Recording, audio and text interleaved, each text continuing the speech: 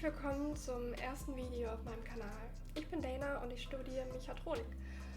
Und auf meinem Instagram-Kanal habt ihr mich oder einige von euch häufig nach Tipps gefragt. Und deswegen mache ich jetzt ein Video zu meinen persönlichen besten Tipps zum Studium und zum Ingenieurstudium speziell. Ich weiß noch nicht, ob das in einem Video abgehandelt werden kann. Ich denke, das werden vielleicht 2 oder 3. Und wundert euch nicht, wenn ich ab und zu zur Seite gucke, weil ich habe mir natürlich Notizen gemacht, damit ich nichts vergesse. So, der erste, wichtigste Punkt ist, die Leute kennenzulernen, mit denen ihr studiert.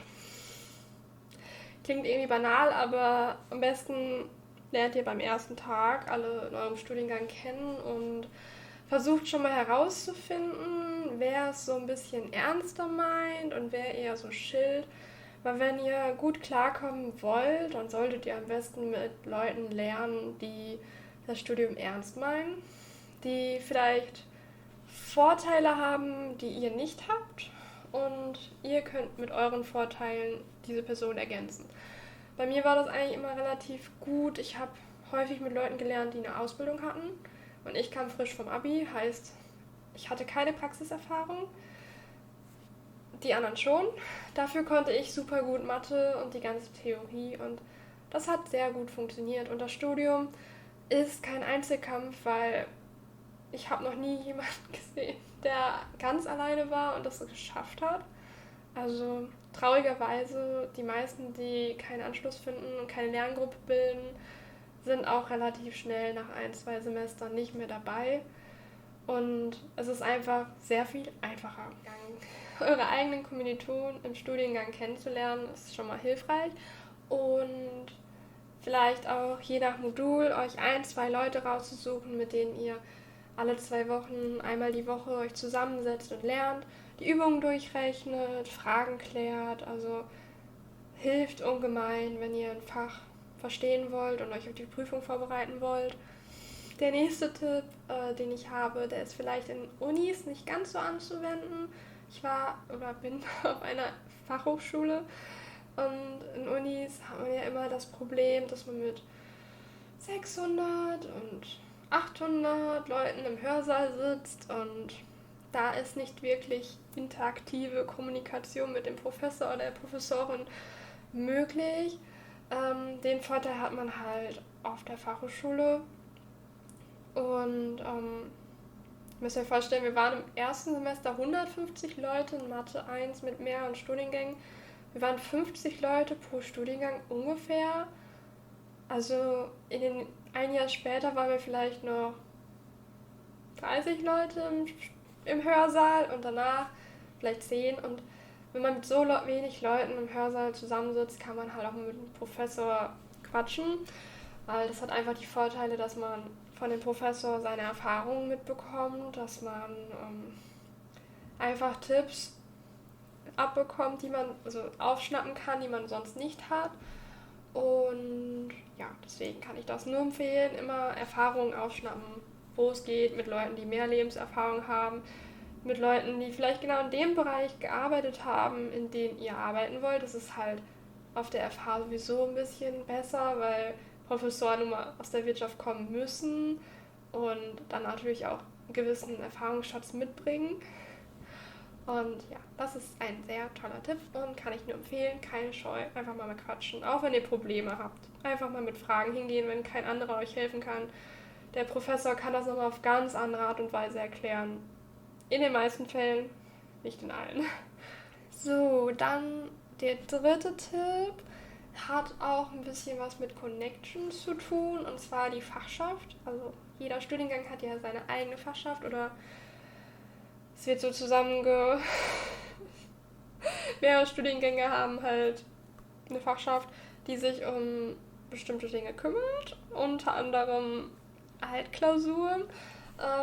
Ist auch mal sehr hilfreich, und selbst wenn es keine Altklausuren zu dem Professor gibt oder zu dem Modul, das ihr belegt, gibt es meistens irgendwen, der irgendwen kennt, der bei dem schon mal eine Klausur geschrieben hat und euch ein paar Tipps geben kann. Und ihr könnt halt auch Leute kennenlernen aus anderen Studiengängen, und das kann super hilfreich sein, wenn ihr zum Beispiel für eine BWL-Klausur lernt, könnt ihr es gut mit BWLern machen. Wenn ihr für eine E-Technik-Klausur lernt, trefft euch ab und zu mal mit E-Technikern zum Lernen.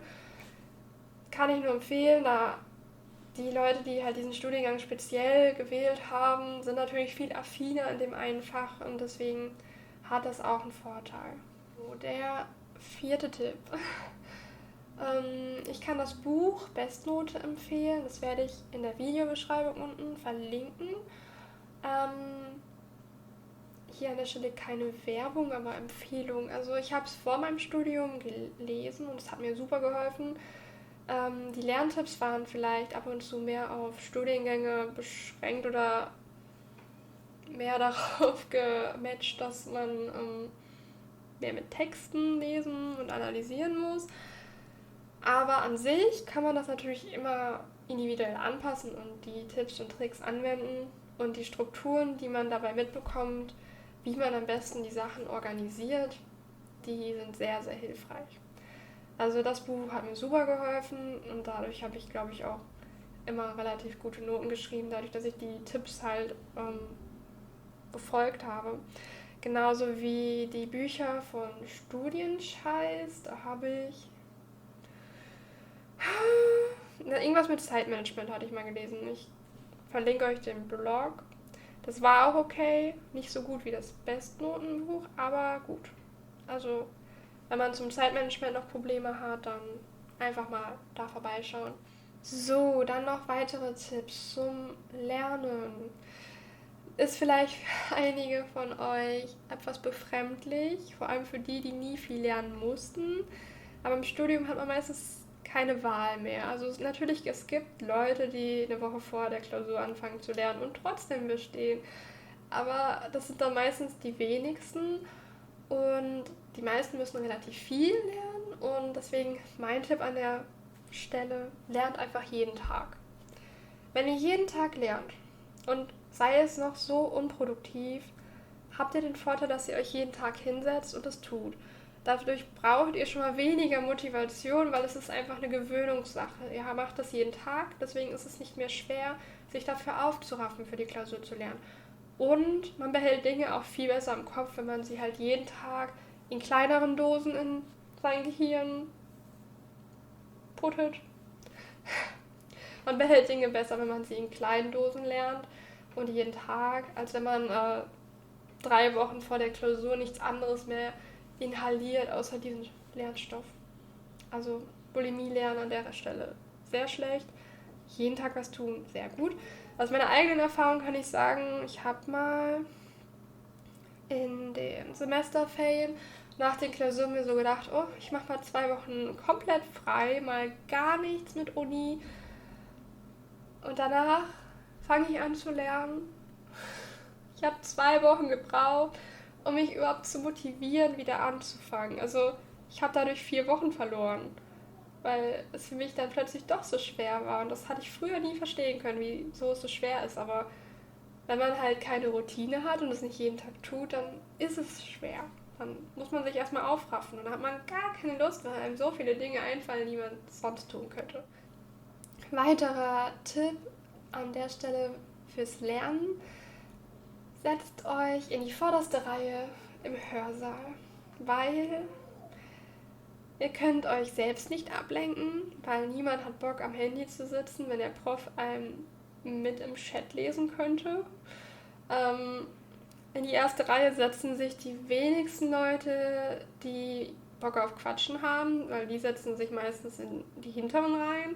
Heißt, ihr werdet da schon mal nicht abgelenkt und es hat nur Vorteile. Also ihr könnt euch besser konzentrieren und wenn ihr Fragen habt, sieht der Professor euch zuerst.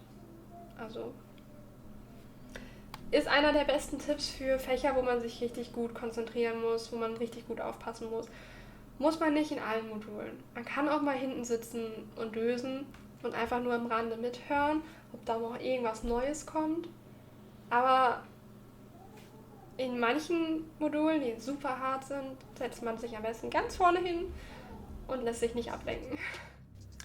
An der Stelle ein kleiner Cut. Ihr wolltet ja 10 Minuten Videos und dieses Video wird dann 20 Minuten lang.